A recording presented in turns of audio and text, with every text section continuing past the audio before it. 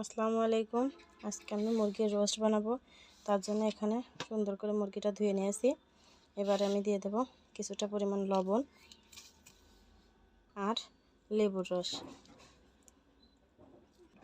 এবারে আমি সুন্দর করে এটা মেখে নেব। তো আমার মাখানো হয়ে গেছে। আমি 10 মিনিটের জন্য রেস্টে দিয়ে দেব। রেস্টে দিয়ে আমি কিছু মশলা তৈরি করে নেব। এবার আমি চুলাতে একটা কড়াই বসিয়ে দিয়েছি। কড়াইটা গরম হলে তেল দিয়ে দেবো। তো আমার তেলটা গরম হয়ে গেছে। এবার আমি একে একে রোস্টগুলো দিয়ে দেবো। এর মধ্যে আমি হালকা পরিমাণ ফুড কালার ব্যবহার করেছি। এবার আমি একে একে রোস্টগুলো দিয়ে দেবো।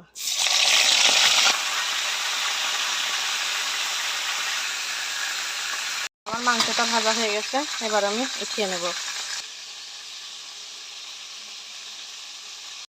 মাংস ভাজাভাজি শেষ। এবারে আমি বেরেস্তার জন্য কিছুটা পেঁয়াজ দিয়ে দেবো। এই পেঁয়াজগুলো সুন্দর করে আমি লাল লাল করে ভেজে নেব। রোস্টে পেঁয়াজ বেরেস্তাই হলো আসল। আমার পেঁয়াজ বেরেস্তাটা হয়ে গেছে। এবারে আমি এখান থেকে কিছুটা পরিমাণ উঠিয়ে রাখবো। এখান থেকে আমি কিছুটা পরিমাণ উঠিয়ে রেখেছি। এবারে একে একে মশলাগুলো দিয়ে দেবো। এখানে দিয়ে দিলাম একটা কাঁচামরিচ, একটু রসুন আর একটু জিরা বেটে রাখলাম, এটা দিয়ে দিলাম। এবারে হালকা একটু পানি অ্যাড করলাম। আস্তে আস্তে মশলাগুলো দিয়ে দেবো। এবারে এর মধ্যে দিয়ে দেব হালকা পরিমাণ ধনিয়া গুঁড়া, 2টা তেজপাতা, হালকা একটু পরিমাণ হলুদ, অল্প একটু পরিমাণ লবণ, অল্প একটু পরিমাণ মরিচের গুঁড়া।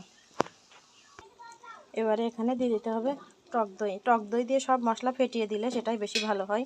তো আমার বাসায় টক দই নেই, এই জন্য আমি এখানে কিছুটা পরিমাণ লেবু চিপে দেবো।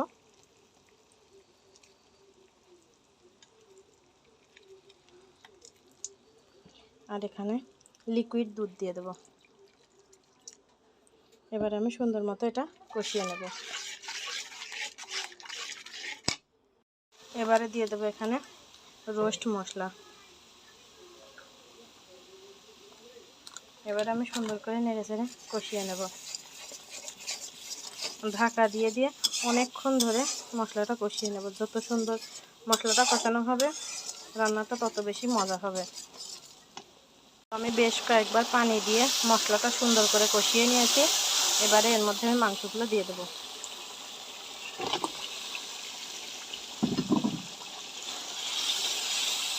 রোস্টটা দিয়ে অল্প একটু নাড়াচাড়া করে পরিমাণ মতো ঝোল দিয়ে দেবো।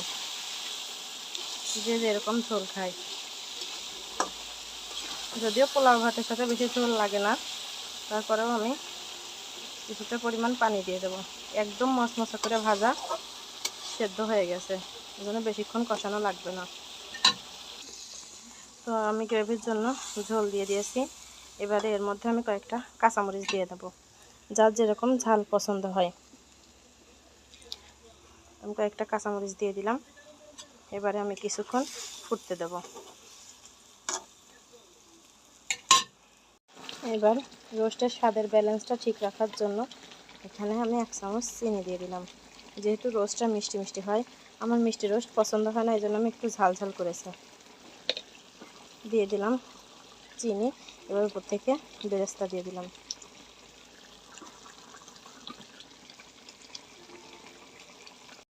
এটা হলো আমার রোস্টের ফাইনাল লুক।